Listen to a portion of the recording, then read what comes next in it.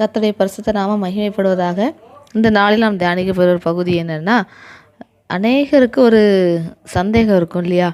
இந்த ஆடு, மாடு, பூனை, காகம், பறவைகள், மீன்கள் இவை எல்லாத்தையும் பார்த்தீங்கன்னா, மனுஷனை பார்த்தா ஒரு பயம் இருக்குது அதுக்கு.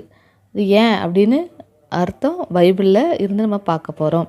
ஆதியாகமம் 9:2 பார்த்தீங்கன்னா, உங்களை பற்றிய பயமும் அச்சமும் பூமியிலுள்ள சகல மிருகங்களுக்கும் ஆகாயத்திலுள்ள சகல பறவைகளுக்கும் உண்டாயிருக்கும்.